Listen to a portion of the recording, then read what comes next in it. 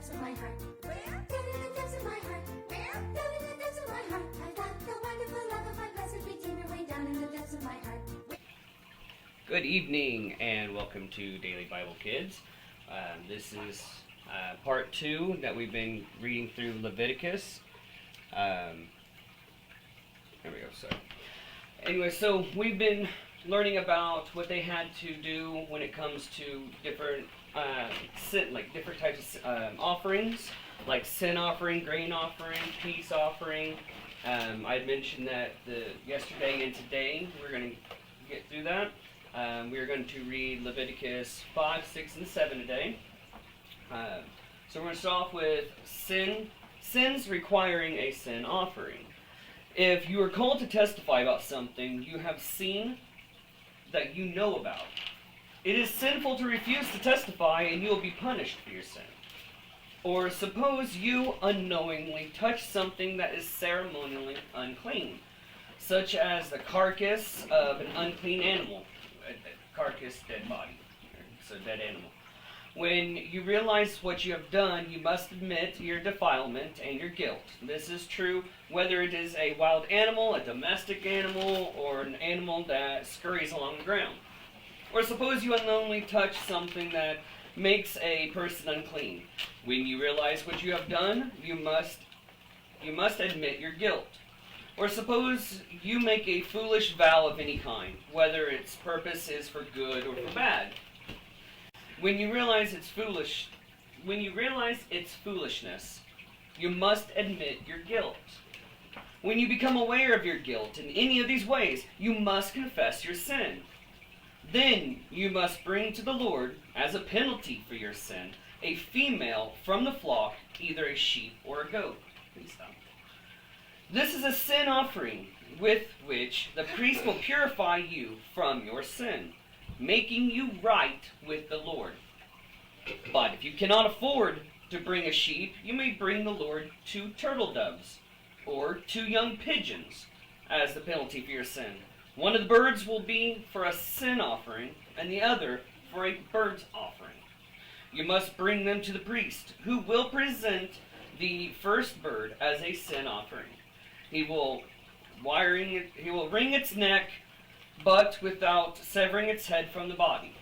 Then he will sprinkle some of the blood of the sin offering against the sides of the altar, and the rest of the blood will be drained out at the base of the altar. This is an offering for sin.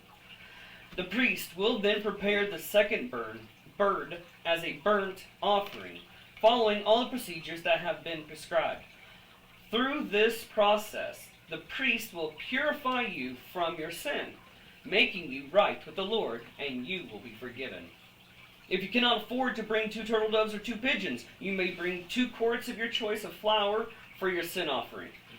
Since it is an offering for sin, you must not moisten it with olive oil or put any frankincense on it. Take the flour to the priest, who will scoop out a handful as a representative portion.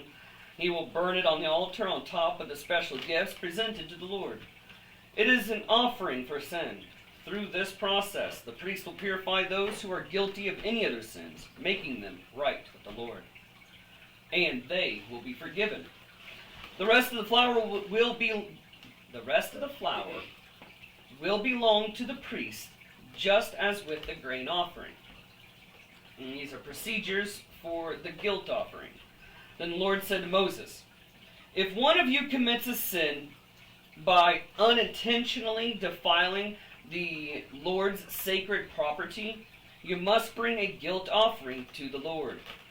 The offering must be your own ram with no defects, or you may buy one of equal value with silver, as measured by the weight of the sanctuary shekel. You must make a restitution for the sacred property you have harmed by paying for the losses, plus an additional 20%. When you give the payment to the priest, he will purify you with the ram sacrificed as a guilt offering, making you right with the Lord, and you will be forgiven. Suppose you sin by violating one of the Lord's commands. Even if you are unaware of what you have done, you are guilty and will be punished for your sin. For a guilt offering you must bring the priest your own ram with no defects, or you may buy one of equal value. Through this process, the priest will purify you from your unintentional sin, making you right with the Lord, and you will be forgiven. This is a guilt offering, for you have been guilty of an offense against the Lord. Any questions from that chapter? So you understand there's a lot of stuff these people have to do every time they sin. Okay? Cat, you're goofy. So every time they sinned, or every time something, they did something, they would have to go off and kill and sacrifice one of their animals and do all these procedures. And this part also sets them different from everybody else, because this is God's chosen people. They're the ones who has to follow this, okay? So chapter 6, sins requiring a guilt offering. Then the Lord said to Moses, suppose one of you sins against your associate and is unfaithful to the Lord. Suppose you cheat in a deal involving a security deposit, or you steal or commit fraud, or you find lost property. Listen, this is important. Or you find lost property and lie about it, or you lie while swearing to tell the truth, or you commit any other such sin. If you have sinned in any of these ways, you are guilty. You must give back whatever you stole, or the money you took by extortion, or the security deposit, or the lost property you found, or anything obtained by swearing falsely. You must make restitution by paying the full price plus an additional 20% to the person you have harmed. On the same day, you must present a guilt offering. As a guilt offering to the Lord, you must bring to the priest your own ram with no defects, or you may buy one of equal value. Through this process, the priest will purify you before the Lord, making you right with him, and you will be forgiven for any of these sins you have committed. Now, further instructions for the burnt offering. Then the Lord said to Moses, give Aaron and his sons the following instructions regarding the burnt offering. The burnt offering must be left on top of the altar until the next morning, and the fire on the altar must be kept burning all night. In the morning, after the priest on duty has put on his official linen clothing and linen undergarments, he must clean out the ashes of the burnt offering and put them beside the altar. Then he must take off these garments, change back into his regular clothes, and carry the ashes outside the camp to a place that is ceremonially clean. Meanwhile, the fire on the altar must be kept burning. It must never go out. Each morning, the priest will add fresh wood to the fire and arrange the burnt offering on it. He will then burn the fat of the peace offerings on it. Remember, the fire must be kept burning on the altar at all times. It must never go out. God's using this word must quite a bit. It has to happen. Okay? So, further instructions for the grain offering. These are the instructions regarding a grain offering. Aaron's sons must present the offering to the Lord in front of the altar. The priest on duty will take from the grain offering a handful of choice flour moistened with olive oil, together with all the frankincense. He will burn this representative portion on the altar as a pleasing aroma to the Lord. Aaron and his sons may eat the rest of the flour, but it must be baked without yeast and eaten in a sacred place within the courtyard of the tabernacle. Remember, it must never, now see, he's using that word must again, must never be prepared with yeast. I have given it to the priests as their share of the special gifts presented to me. Like the sin offering and the guilt offering, it is most holy. Any of Aaron's male descendants may eat from the special gifts presented to the Lord. This is their permanent right from generation to generation. Anyone or anything that touches these offerings will become holy. So, all these offerings, okay, of the food that they give God, a portion of it that will burn to represent they're giving it to God. Okay? The rest of it, only Aaron and his sons may eat of it. Okay? So the same portion God has given, the same food that is given to God, Aaron and his kids are the only one that's allowed to eat it. Okay? Why? Because they are the holy ones. They are the ones set apart. They are the priests. That is what God said. That only them Not even are allowed to eat Aaron's it. brother can eat it? That's Moses. Okay. God said Aaron and his sons. Aaron's male descendants. Right? So, not the female. Alright. Procedures for the ordination offering. Then the Lord said to Moses, on the day Aaron and his sons are anointed, they must present to the Lord a grain offering of 2 quarts of choice flour, half to be offered in the morning and half to be offered in the evening. It must be carefully mixed with olive oil and cooked on a griddle. Then slice this grain offering and present it as a pleasing aroma to the Lord. In each generation, the high priest who succeeds Aaron must prepare the same offering. It belongs to the Lord and must be burned up completely. This is a permanent law. All such grain offerings of the priest must be burned up entirely. None of it may be eaten. Now here are further instructions for the sin offering. Then the Lord said to Moses, give Aaron and his sons the following instructions regarding the sin offering. The animal given as an offering for sin is most holy offering, and it must be slaughtered in the Lord's presence at the place where the burnt offerings are slaughtered. The priest who offers the sacrifice as a sin offering must eat his portion in a sacred place within the courtyard of the tabernacle. Anyone or anything that touches the sacrificial meat will become holy. If any of the sacrificial blood splatters on a person's clothing, the soiled garment must be washed in a sacred place. If a clay pot is used to boil the sacrificial meat, it must be broken. If a bronze pot is used, it must be scorched and thoroughly rinsed with water. Scored and thoroughly rinsed with water. Any male from a priest's family may eat of this offering. It is most holy. But the offering for sin may not be eaten if its blood was brought to the tabernacle as an offering for purification in the holy place. It must be completely burned with fire. Any questions on that chapter? No?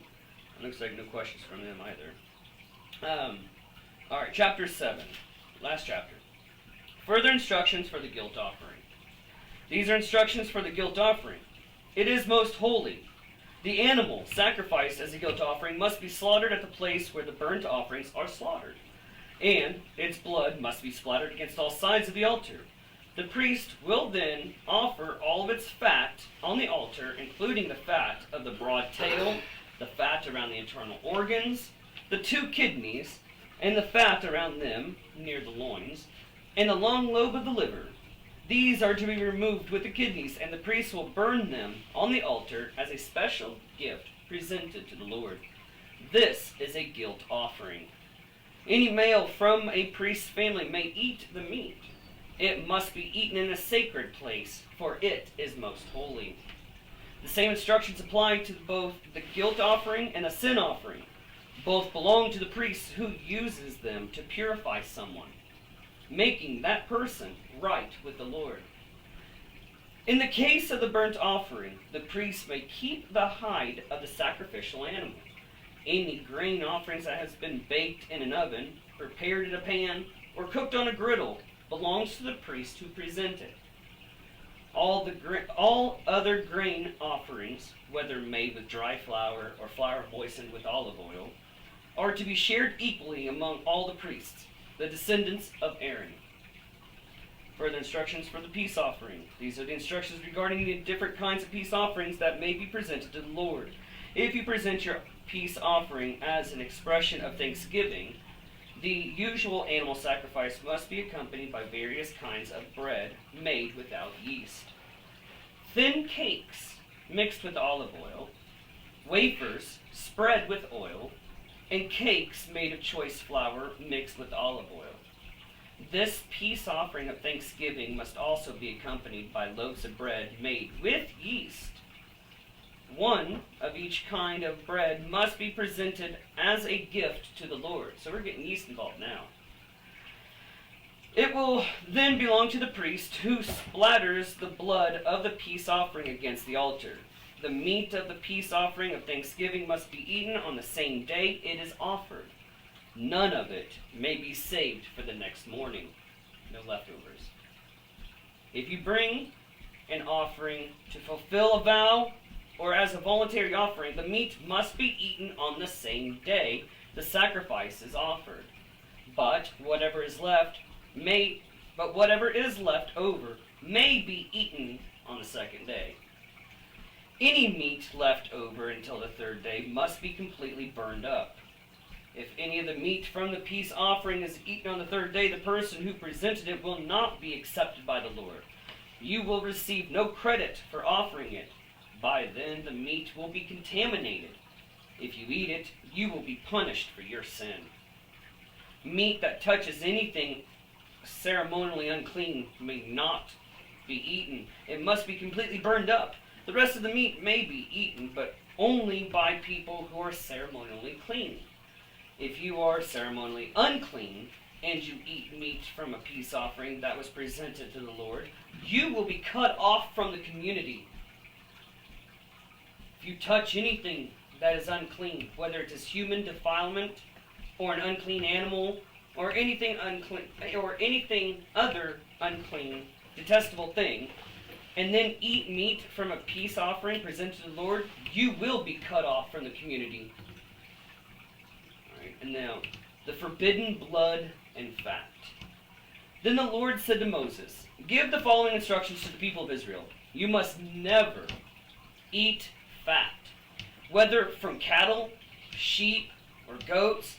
The fat of an animal found dead or torn to pieces by wild animals must never be eaten, though it may be used for any other purpose. Anyone who eats fat from an animal presented as a special gift to the Lord will be cut off from the community. No matter where you live, you must never consume the blood of any bird or animal. Anyone who consumes blood will be cut off from the community." A portion for the priests. Then the Lord said to Moses, "Give the following instructions to the people of Israel. When you present a peace offering to the Lord, bring part of it as a gift to the Lord. Present it to the Lord with your own hands as a special gift to the Lord. Bring the fat of the animal together with the breast and lift up the breast as a special offering to the Lord. Then the priest will burn the fat on the altar, but the breast will belong to Aaron and his descendants. Give the right thigh of your peace offering to the priest as a gift. The right thigh must always be given to the priest who offers the blood and the fat of the peace offering. For I have reserved the breast of the special offering and the right thigh of the sacred offering for the priests. It is the permanent right of Aaron and his descendants to share in the peace offering brought by the people of Israel. This is their rightful share. The special gifts presented to the Lord have been reserved for Aaron and his descendants from the time they were set apart to serve the Lord as priests. On the day they were anointed, the Lord commanded the Israelites to give these portions to the priest as their permanent share from generation to generation. These are the instructions for the burnt offering, the grain offering, the sin offering, and the guilt offering, as well as the ordination offering and the peace offering.